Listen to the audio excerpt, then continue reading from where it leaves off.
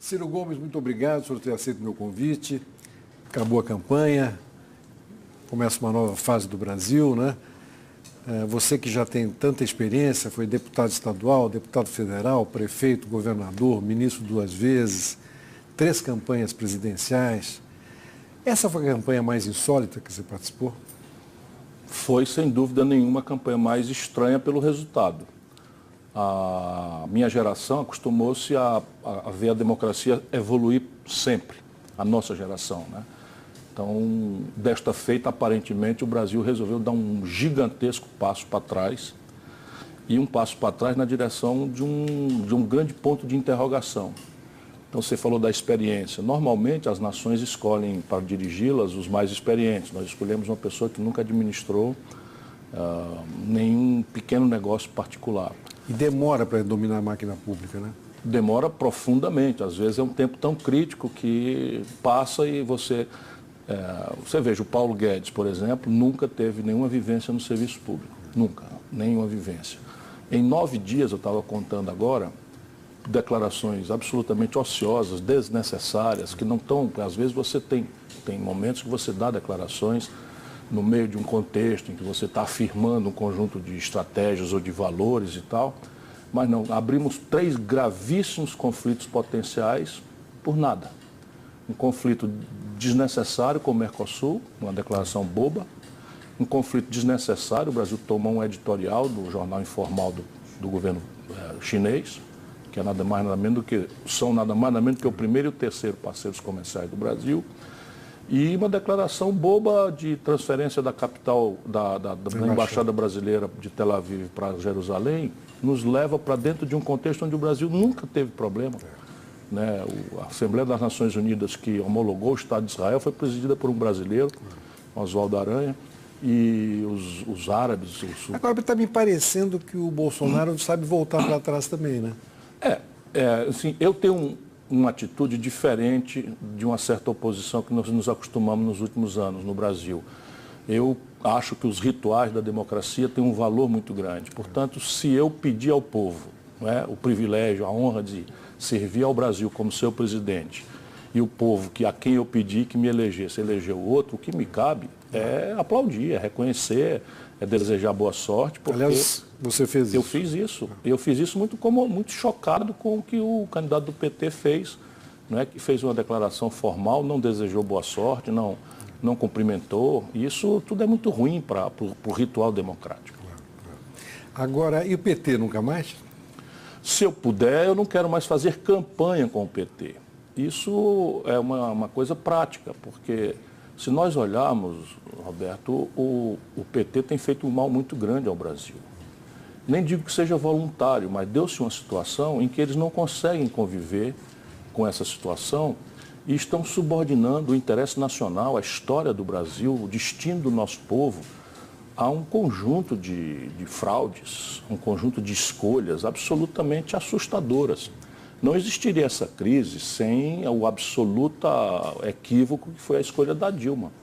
Uma pessoa que, a despeito de ser honrada, não tem nenhuma vivência do serviço público, não conhecia o ramo político e tal, e que se deixou impedir, não conseguindo somar 1/3 dos deputados, numa Câmara que até à venda estava, conforme a trágica notícia que nós tivemos. E você acha que o impeachment trouxe um trauma? Um trauma gravíssimo, porque você romper um mandato sem uma clareza de cometimento de crime, de responsabilidade, pode sim ser chamado de golpe de Estado. Agora, o grande problema, de novo, as escolhas do PT. Nós fomos todos à rua excitar o povo brasileiro denunciando um golpe, no dia seguinte eles estavam confraternizando com os autores do golpe, lá como cá. Então, assim, as pessoas, por que não apoiou? Porque não é possível mais. Não aprenderam absolutamente nada. Nessa eleição eles estavam com o Renan Calheiros, estavam com o Eunício Oliveira. Você deve ter refletido muito para não tomar, né? Porque podia ficar uma coisa de omissão também. Aliás, muita gente disse isso. Bastante. Assim, é evidente que quem agride muito, falando de omissão, é o petista, que não percebeu, não quis perceber, e informado é que nem o bolsomínio. Fanático, relativiza tudo e tal. Mas todo o itinerário do PT, nesse momento, é o que produziu o Bolsonaro. É um itinerário de fraude. E eu usei essa palavra muitas vezes para denunciar. Até as pedras do caminho sabiam que o Lula não podia ser candidato, porque a lei da ficha limpa é flagrantemente clara, não admite dúvida, nem interpretação relativizada. Não existe isso, é uma lei que o Lula botou em vigor. Não é? Aí frauda, explorando um benefício, depois o Haddad, que não é advogado do Lula, todo mundo sabe que ele não é advogado do Lula, usa uma franquia da lei, ou seja, frauda a lei, para estar toda segunda-feira consultando. Ou seja, que tipo de presidente sairia de uma dinâmica como essa? E tudo isso eu falei antes.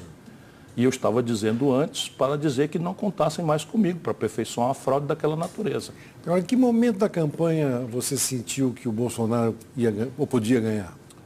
Eu imaginava que nós começaríamos a demonstrar o grande vazio de propostas, de experiência dele, ali quando começassem os debates. E assim foi muito flagrante, ele foi ao primeiro debate. E no primeiro debate tocou a mim, né, fazer um conjunto de perguntas. Eu fiz uma pergunta sobre essa coisa da inadimplência generalizada, que bota 63 milhões de brasileiros no SPC, e ele deu o queixo para bater de uma forma muito clara. Ciro, isso é um milagre, isso aí o PIB brasileiro dá 10 PIB brasileiro, ou seja, nunca parou para estudar, isso não é a vocação dele. E, portanto, ele iria, um debate depois o outro, ele não iria, penso, resistir, embora a maior força política hoje no Brasil seja o antipetismo que ele conseguiu interpretar com certa contundência e simplicidade. Né? Mas aí veio a facada. Com a facada eu pensei, não, se eu conheço o povo brasileiro, ele agora está protegido. Né? E aconteceu. Como é que você está vendo os movimentos dele, esses primeiros movimentos, escolha de ministros?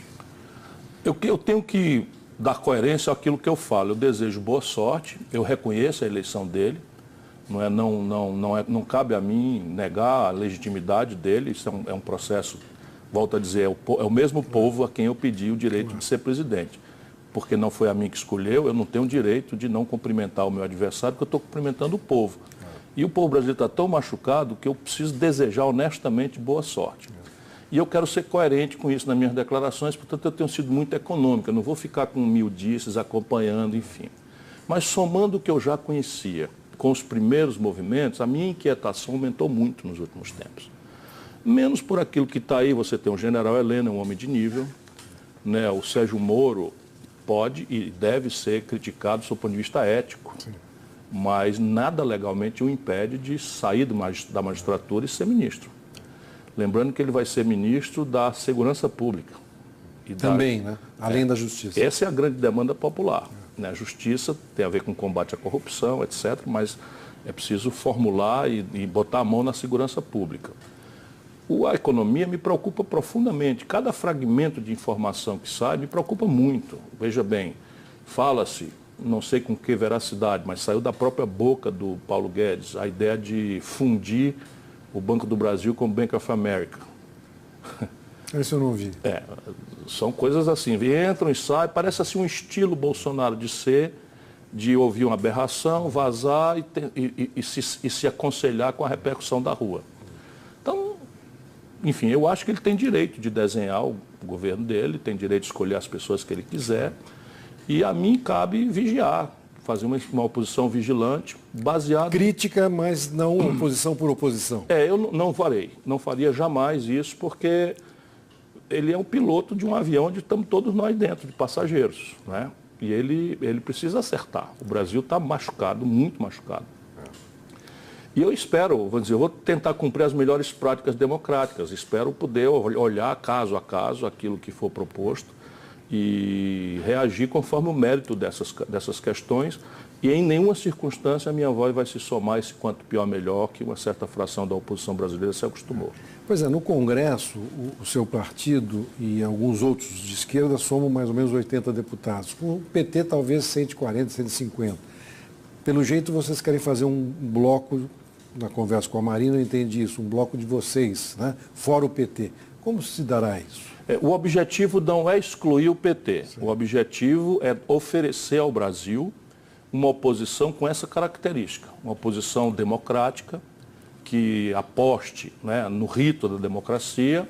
E, portanto, o que nos une são três grandes movimentos. O primeiro, para encerrar essa crônica terrorista que o PT eleitoralmente introduziu no debate, no segundo turno, confundindo a eleição do PT com democracia. O PT é o zero e vezeiro nisso. A democracia brasileira até aqui está absolutamente intocada. Que todo mundo fique em paz e tranquilo, a democracia brasileira até aqui está intocada. Mas como houve esse terror, nossa tarefa será organizar um movimento que garanta vamos dizer, a saúde da institucionalidade democrática contra qualquer tipo de avanço. A segunda é a questão da proteção do interesse nacional.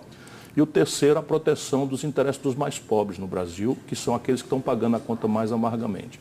E o PT, por exemplo, já foi para a justiça tentar impedir a posse do Sérgio Moro, judicializando a política, fazendo aquilo que eles denunciam pesadamente quando os outros fazem. E eu tenho uma memória implacável, o Lula quis ser ministro da Dilma. Uma aberração que eu nunca tinha visto na minha já longeva vida pública, e um ministro do Supremo, de forma aberrante, deu uma liminar proibindo. Numa data é bom lembrar que o Lula não era sequer réu.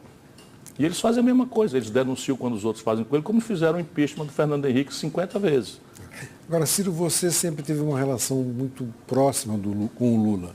Você está magoado ainda?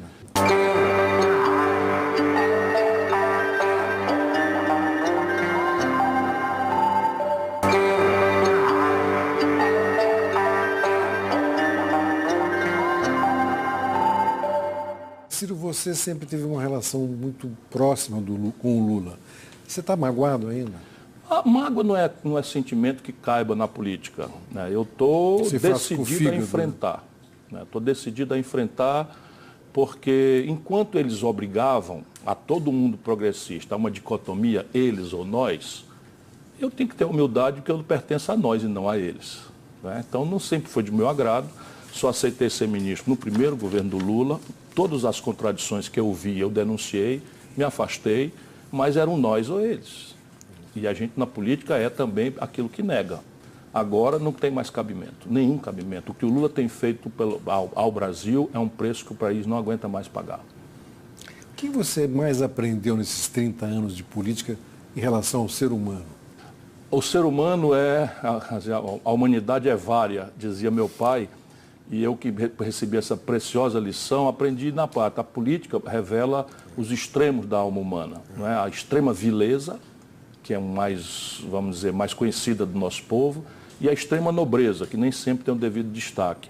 Cabe a quem consegue passar a vida sendo respeitado, como eu tenho esse privilégio, são quase 39 anos de vida, nunca respondi por nenhum mal feito, onde eu ando no Brasil sou acatado, respeitado, cabe se fazer acompanhar ou procurar acompanhar essa extrema nobreza e repudiar a extrema vileza, mesmo em momentos em que a extrema vileza manda, né? Como aconteceu recentemente no país. O Brasil buscou uma saída conservadora, né? Conservador no sentido que não é um governo, talvez, possa ser até progressista no sentido de mudança, mas não no sentido social, como você diz, né? Por que você acha que o povo tomou essa decisão? A força dominante é fragmentária e só se coesionou por ódio. É o antipetismo. Você acha que o antipetismo foi o... Essa é a explicação para esse alho, bugalho, gato, sapato, galinha, cachorro, tudo junto, não é? Que forma essa esmagadora maioria, não é? Uma maioria em que em São Paulo, a terra do Haddad, foi 68-32. Não é? Isso não dá para a gente chamar 68% da população de fascista. Eu me recuso terminantemente, pelo contrário, eu tenho me posto humildemente a tentar entender isso. E aí você tem várias questões, por exemplo, a moral popular. A moral popular é diferente da moral dos setores ilustrados da sociedade, que temos o privilégio do iluminista, né, de conhecer as experiências de mistura de religião com política e tal. Mas a moral popular fica muito chocada com os costumes, você está dizendo. Não sei nem os costumes, porque o nosso povo é muito tolerante. Mas daí você, a explorar essa tolerância generosa que o nosso povo tem, com políticas públicas para afirmar um identitarismo de minorias que são mais próximas do pensamento progressista, é falta de respeito. Aí o Bolsonaro inventa, é uma mentira, uma cédula de R$3, que se tentou implantar um kit gay nas escolas. O nosso povo está nem aí para os homossexuais, nosso povo convive numa boa, em todo canto. Mas, de repente, eu vou transformar isso numa política pública, e de forma despudorada. Aí a lei diz que a propriedade é uma coisa protegida pela lei, pela Constituição, etc. e de repente os amigos do Lula, do MST, se autorizam a invadir as coisas e a lei não funciona e tal. Aí vão se acumulando essas contradições, não é? E a economia. A grande repulsa hoje é que a Dilma construiu essa, que é a maior crise da história brasileira. E ela não vai engolir só a Dilma e o Temer, que já foram engolidos, ela engolirá o Bolsonaro. Porque trata-se de um problema muito concreto, muito grave. São números que não serão resolvidos a golpe de frase feita, muito menos de concepções exóticas copiadas de manuais mofados de Chicago, que o meu amigo Paulo Guedes parou de ler desde os anos 80. Esse é o grande problema do Brasil, 150 bilhões de reais de déficit, uma dívida pública que passa de 5 trilhões de reais, vence 26% agora, saiu hoje, saiu o relatório do trimestre de lucro dos bancos. Os 5 maiores bancos no Brasil tiveram 17,6 bilhões de reais de lucro no trimestre. O comércio quebrando, 220 mil lojas fecharam no Brasil, a indústria agonizante, 13 mil indústrias fecharam nos últimos 3 anos no Brasil, a sociedade brasileira desempregada à conta de milhões de pessoas, 13 milhões e 700 mil pessoas, 63 milhões com nome sujo no SPC e os bancos com esse lucro exorbitante. Então você acha que essa lua de mel tem tempo para acabar? Sim, é natural que todo mundo tenha uma certa boa vontade e nós temos que respeitar isso. Volto a dizer, é a figura do avião. Ele é o piloto escolhido para nos dirigir nessa travessia tormentosa em que se encontra o caminho do Brasil. Mas ele terá um certo êxito nesses juízos morais, né? Afrouxar a legislação de controle de arma, para dar uma resposta tosca, completamente equivocada à violência impune que assusta o povo brasileiro. Redução da maioridade penal, talvez, de novo, numa direção de simplificar coisas que são muito mais complexas, ele terá uma longevidade um pouco maior. Mas na economia, ou acerta a mão na entrada, ou 6 meses depois ele estará sendo cobrado de uma forma muito azeda. E ainda não falamos da questão internacional, né? Se a China, não é, resolve transformar aquela ameaça do editorial num gesto prático, que para eles é um arranhãozinho de nada. Eles estão numa confrontação bilateral com os americanos, numa plataforma de comércio de trilhões de dólares. Conosco são dezenas de bilhões. Mas para o Brasil isso é mortal. Quer dizer, dado que nós já temos um fluxo negativo nas nossas contas com o estrangeiro, a parte comercial resolve quando o câmbio fica favorável e tal. Depois o Mercosul, quando a gente devia aprofundar o Mercosul e fazer talvez um OPEP dos alimentos, que Brasil e Argentina, com Uruguai e Paraguai juntos, sinalizando para Nova Zelândia, para a Austrália, nós podíamos fazer um OPEP dos alimentos, e o alimento é muito mais relevante do que petróleo. E isso tudo está sendo jogado na lata do lixo, assim, de forma muito descuidada. É evidente que daqui a pouco ele vai ver essas repercussões, ele de burro não tem nada, mas ele vai ver, tem que já rapidamente chamar alguém do Itamaraty, qualquer um que ele chamar do Itamaraty, com a formação do Rio Branco, vai nos prevenir dessas loucuras toscas que nós assistimos. Hoje o Laffer já falou, né? O Celso Laffer já falou que devemos aproximar o Brasil de uma coisa com Israel, não sei bem qual é a motivação dessa coisa, mas em nenhuma hipótese o Celso Laffer, né? O Brasil deveria transferir a capital de Tel Aviv para Jerusalém. Por quê? Porque a retaliação é instantânea. A retaliação comercial é um embargo a carnes brasileiras, que é uma das razões pelas quais a gente tem superávit comercial com os árabes, e o outro problema é trazer para a fronteira brasileira o conflito e as suas linguagens de terror, por exemplo. Você tem muita desconfiança dessa política liberal econômica? A grande questão é que o mundo é cruel, né? Claro que o liberalismo ele exerce um certo fascínio entre as elites, porque nós todos conhecemos as perversões de um Estado podre, corrupto, ineficiente, balofo, e o liberalismo propõe uma coisa muito simplória, né? Vamos reduzir isso a uma dimensão mínima, vamos demitir isso da economia, deixar que a iniciativa privada faz. Se a moeda do mundo fosse uma só, se a taxa de juros internacional fosse igual à brasileira, se o nível de maturidade tecnológica, nação a nação, fosse contemporâneo, se os exércitos fossem os mesmos, as escalas das economias fossem iguais, não vejo dificuldade. Ainda assim, teríamos que facilitar e não fazer o oposto às migrações. Porque a grande questão é que, na medida em que você pede a facilitação das fronteiras para o fluxo financeiro e comercial, nós vemos crescer o protecionismo contra as migrações. Né? A xenofobia, o próprio Bolsonaro é xenófobo. né? Tem lá uma atitude absolutamente desumana com relação aos venezuelanos, que mexeu com a Amazônia. Os amazônidas votaram em massa no Bolsonaro, parte disso porque ele denuncia o ambientalismo, de novo, o ambientalismo descuidado do senso médio. As populações que vivem esse drama da migração sofrem muito também. Evidente, né? porque o setor público não resiste. Uma onda de 50, 70 mil venezuelanos chega em Pacaraíma, o hospital não resiste. Portanto, a tarefa humanitária é da União Federal. A mesma coisa. A Europa, mais, assim, eu ia dizendo uma palavra aqui que não é muito polida, mas a Europa é menos generosa. A Europa tem mais margem para... A França está tentando fazer uma coisa diferente, né? Mas a Áustria, por exemplo, elegeu um neonazista também. Né? E o mundo está duro, o mundo está difícil.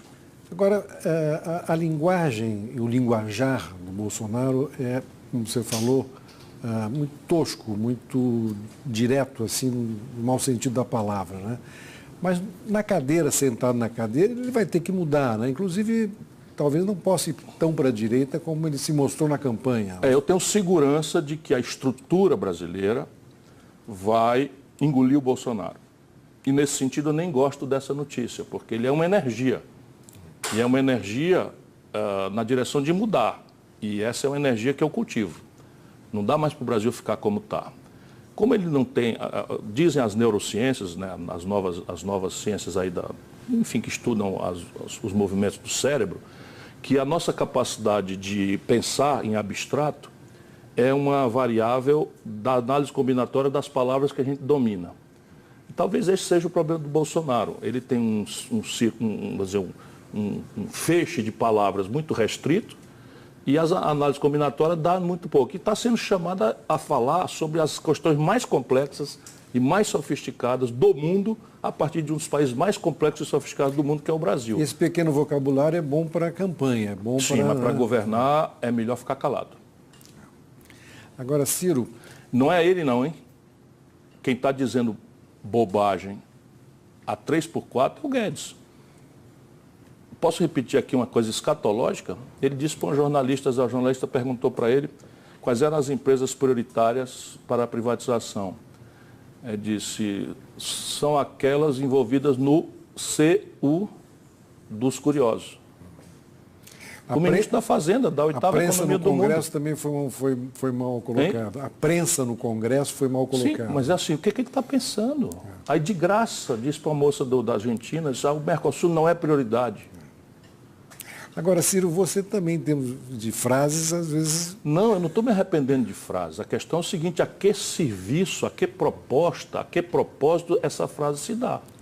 Eu desafio um brasileiro, eu não me desculpo, mas eu desafio um brasileiro que diga, não, o Ciro esquentou a voz, falou um palavrão descontextualizado, sem objetivo, sem nenhuma razão de ser para isso e tal. A última, recentemente, eu falei de uma pessoa que eu quero bem e estimo, que é o Leonardo Boff. Leonardo Boff faz uma carta para mim super generosa, me enche de elogios no privado, e depois, porque eu não atendo o apelo dele, ele me acusa de ser um antidemocrata, não sei o que, e tal, achando que isso provavelmente é trivial. E eu respondi, isso é um bosta. Nunca dei um dia de serviço, não conheço a opinião dele sobre o mensalão, sobre o petrolão, sobre todas as canalices que o PT fez. Então os valores do Boff são relativizados. Você vê que você tem um linguajar... Então, linguajar é uma coisa, não seria eu o melhor professor de linguagem para ninguém. Estou falando o seguinte, qual propósito nós estamos alcançando ou buscando de afirmar que nós vamos transferir a capital à Embaixada do Brasil de Tel Aviv? Qual é o propósito de dizer para um repórter argentino que o Mercosul não é prioridade? A quem interessa o Brasil dizer, não é, que... Enfim, essas coisas malucas que estão sendo faladas aí. O Lula e o Mitterrand competiram 3 vezes e ganharam na 4ª. 22 está longe, mas você vai andar pelo Brasil.